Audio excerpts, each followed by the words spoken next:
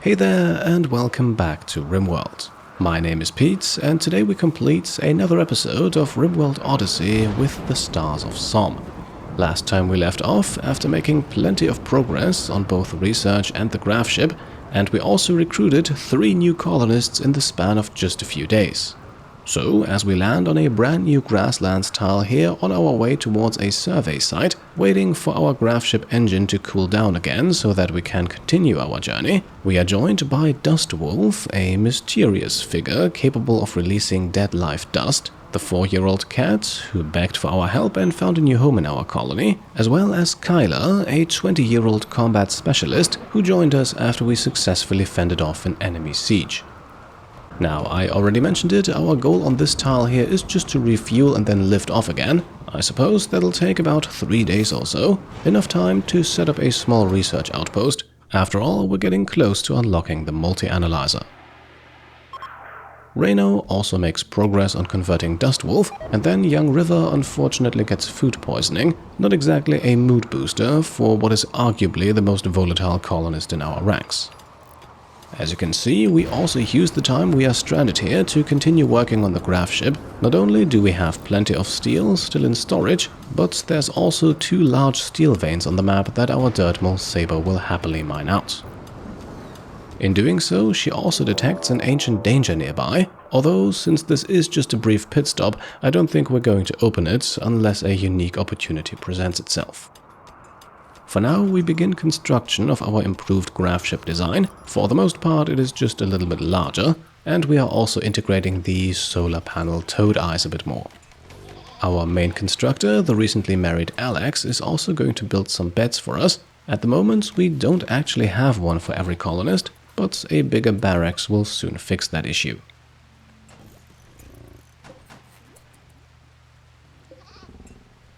Then we are informed that the multi-analyzer research project is done. In order to unlock fabrication, we actually also need to build one, and the same also goes for the shuttle, by the way, which also requires transport pods to be researched. So how about we go with something a bit more primitive for the time being and unlock fishing.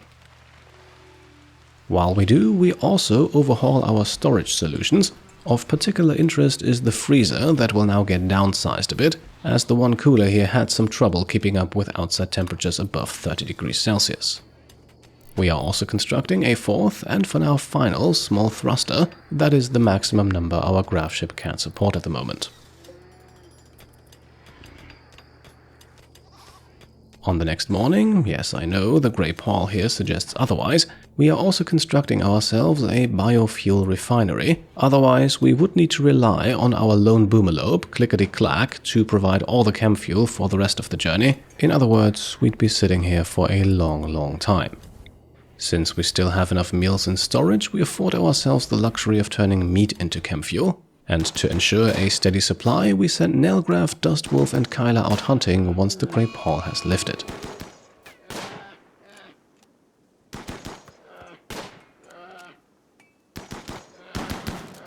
The remainder of the day remains fairly uneventful. We are aiming for 400 units of chem fuel. That will ensure we can travel the maximum distance covered by our 4 small thrusters. In the early evening, we also have some visitors emerging from the ocean, it seems. Probably best if we don't question that, as we now find a good use for the water ourselves after unlocking Odyssey's new fishing mechanic. And once again, since we cannot construct a multi-analyzer just yet, our next research project will be transport pods, as unlocking a transport shuttle will give us much more flexibility. Now then, let's quickly talk about fishing. Obviously, this activity can be performed in any larger body of water. In the lower left corner, you'll see what kind of fish and how many to expect, and generally speaking, larger bodies of water have more fish in them. As far as I can tell, a local overfishing mechanic also does not exist. No matter how small your fishing zone is, it will always draw from the entire population in any given body of water. And so Reno begins casting his rod into the river, soon to be joined by Brian. Fishing speed and yield are both governed by the animal's skill, but as you can see, even for skilled animal handlers it can take a little while. Nonetheless, it is a safe and easy way to obtain meat for meals and chem fuel, although seemingly not fast enough for some of our other colonists.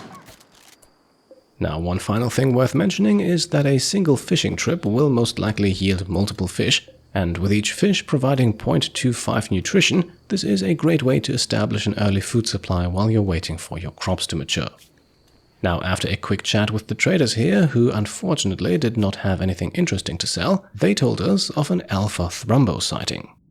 Quite far away from our current location, as you can see, and also not quite on the way towards the survey site that we want to travel to first, but a mythical creature like this will surely spark the interest of our taxonomist Brian. Now at this point we are also informed that our gravship is ready to be launched again. However, with only 120 units of chem fuel in the tank we won't get far, so it looks like we'll have a bit more time on this map to mine out the remaining steel and to construct a second chem fuel tank with production now increasing. Once again then, our small band of hunters ventures out to gather more meat. A small herd of 4 muffalos across the river seems like a good target, I think, and we have enough firepower here to take them down before they can harm us.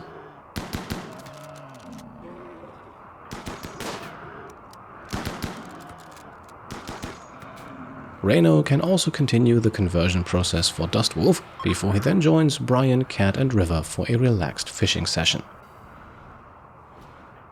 With Dirtmole's Saber currently asleep, Dustwolf has also temporarily taken over mining duties, currently working on the one and only source of components on the map. Just in that moment, we also learn that fishing is not a guaranteed success all the time. Fish can occasionally escape, but even with that small downside, it is a fantastic early game alternative to hunting. With all the blue fur gathered from the muffalos, we then construct an armchair, and just like that it's evening again, and we are unfortunately still not quite ready for liftoff. But we are in the final stages, already loading up the gravship with all the materials we can carry, and on the next morning we are joined by a group of ducks. Seems to me like our taxonomist Brian does not really need to make an effort to do his work.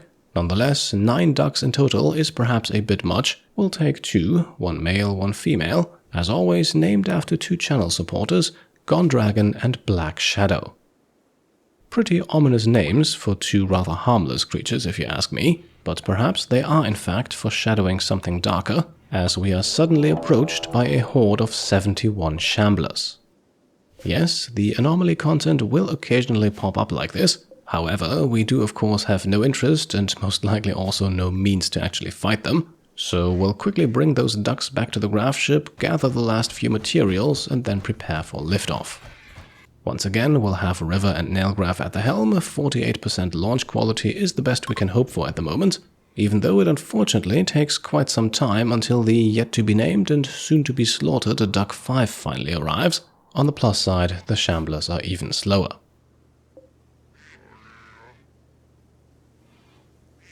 And so we are eventually prompted to confirm yet another gravship launch, and sadly the first thing we notice as we enter the world map here is that even with 4 thrusters and a full tank we cannot make it over to the survey site just yet, so I suppose we'll have to make another stop, and this lake right here in the tropical rainforest seems nice. Let's go there for a brief layover.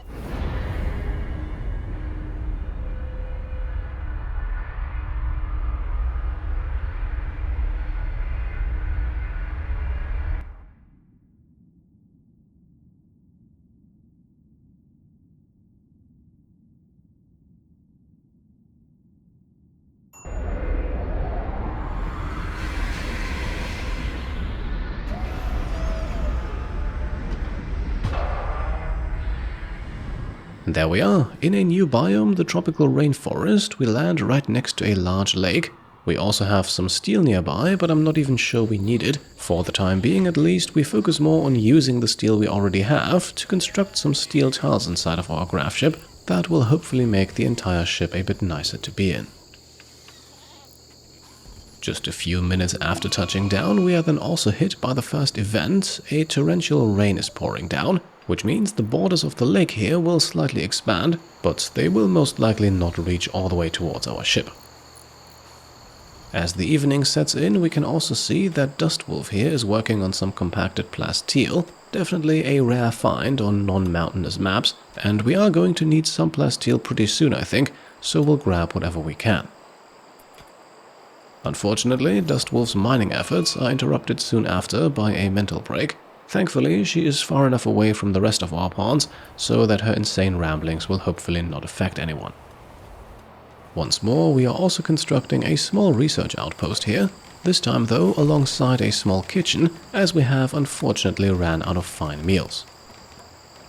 That is also why Saber here is munching on a packaged survival meal while mining for components. This is in my opinion one of the biggest advantages of the nomadic lifestyle. Most maps will come with a small amount of these rarer resources, not really anything you can rely on for a lengthy stay, but for a quick layover of just a few days it's usually more than you need. While we continue to wait for our engine to cool down again, we also receive a quest that might seem interesting. The Royal Empire wants us to provide 4 soldiers to carry out an attack on a pirate camp, a camp that itself is only guarded by 5 enemies. Now, admittedly, the rewards here are not spectacular, but we will need something to do once we reach the survey site, and with a 10-day timer we have plenty of time to think about this. For now though, we have much more pressing issues, as we are just informed that Dustwolf has gone hostile. It seems like her big secret is finally revealed, and while she now smashes up our bedroom, we have to intervene. And considering the crew we send in to take her down, we can't expect much mercy, and so Dustwolf's story ends with a bullet to the head courtesy of Nailgraph. Not exactly the end I had envisioned for her, but I suppose it's not entirely bad to establish harsh penalties for mutineers. Now, as you can see, despite the lake flooding, Brian is also fishing again, while Alex, now wearing a recon armor grabbed from one of last episode's fallen pirates, now constructs a second high-tech research bench and another small laboratory to go along with it. Newcomer Kyla then unceremoniously buries Dustwolf. There will be no grand rituals for somebody who betrayed us. For the remainder of the day, things then remain uneventful. Once again, we're really just here until the graph engine is usable again and we can finally travel to our survey destination. By the way, since that destination is also located in the same biome, the tropical rainforest, we are going to hold off on taming any new animals at this stage. I definitely want to grow Brian's taxonomist collection further, but let's wait until we arrive at the spot where we will likely stay for a little while longer. So for the moment, the only animal interactions we allow are fishing and hunting. We need the meat both for fine meals and to continue making chem fuel. And yes, I am aware that this is a rather cruel method of fueling our gravship, but it should keep us afloat until we eventually unlock hydroponics. Speaking of which, we now have access to transport pods, which should already make traveling much easier without having to abandon the entire map all the time. And with the shuttle and fabrication still locked behind the multi-analyzer, let's focus on some better armor for now. Plate armor and then flak armor seems like a sensible path to follow. Dirtmole Saber then unfortunately goes on a psychite binge. I'm not quite sure why she wasn't able to eat with a table. Then again, we still have enough psychite tea stockpiled for this to hopefully not become a problem. Now, with Dustwolf no longer among the living, Reno's convertibility is used on Cat next, and as you can see, the 4-year-old is understandably easily influenced, experiencing a massive 55% drop in certainty, so I foresee the next member of the Stars of Som to join us soon. Things then remain quiet until in the evening we unlock plate armor, not necessarily something we want to equip our pawns with, but needed in order to unlock the much more useful flak armor. As I had feared, due to her psychite binge, Saber also develops a psychite addiction now. Generally speaking, that's not something we need to be terribly worried about. As long as we can keep up the production of psychite tea, we should be able to satisfy her demand. A few moments later then, we are also informed that the Hisa Mark II is ready to launch again, and we are also already in the process of dismantling our small research and cooking outpost. In the early morning hours, Saber's mental break also comes to an end, and we can recover some of the wood we spent on the construction here. Once everything is on board, it is then time to lift off once more. Our chem fuel tanks are filled to the brim, and we are ready to make our way towards the survey site here, where we will most likely stay for at least 10 to 15 days.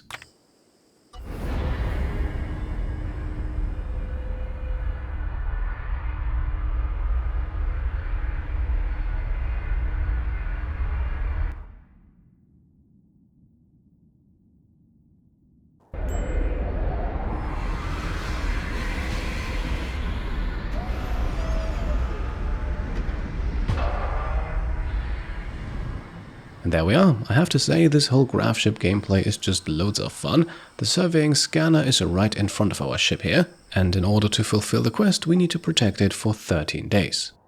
The map we have landed on is also one of the more unique ones I've seen so far. That big chasm that we have landed on in the middle is only accessible through a few narrow tunnels at the edge of the map, with a few walls and barricades that should be easily defensible.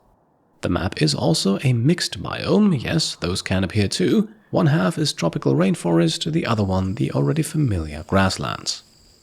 And so work begins immediately to make this temporary home as comfortable and safe as possible. We sow out cotton plants and rice, and also construct walls in all those narrow passages, so that we can funnel our enemies exactly where we want them to go.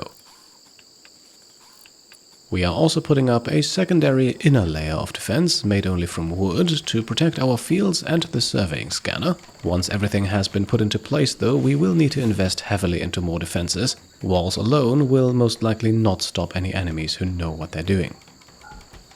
With outside temperatures approaching 50 degrees Celsius, there is also a need for extra cooling, and with that probably also the need for extra power production. But first of all, let's put some new psychoid plants into the ground. The field here hopefully large enough to supply all of our addictions, genetic and otherwise. 2 wind turbines are then constructed in the evening. I am actually not entirely sure how these mixed biomes handle the unique features of their respective parts. As you may recall, in the grasslands, wind turbines are very powerful because there's almost always a steady breeze. We'll see whether or not that's the case in this mixed biome here too. For now, a rainy thunderstorm guides our people and their gravship into the night, and with that I think we have reached a good point to make the cut for today. This week's fan art is a piece that I honestly forgot to feature last week, a tribute to Heezer, but not just to him. Some of you may remember a boar named Fatty McCool, who unfortunately suffered an equally tragic fate in one of our earlier series. So a big thank you to Matthias for this one, and that's it for this week. As always, I hope you enjoyed the video, and if you did, then I would be very happy if you could leave a thumbs up. If you like what I'm doing and want to support me and my channel further, then you can of course also go ahead and subscribe and stay up to date, grab some merch over on shop.petecomplete.com, or become a channel member or Patreon supporter. Thank you all for watching, and I'll see you next time. Cheers.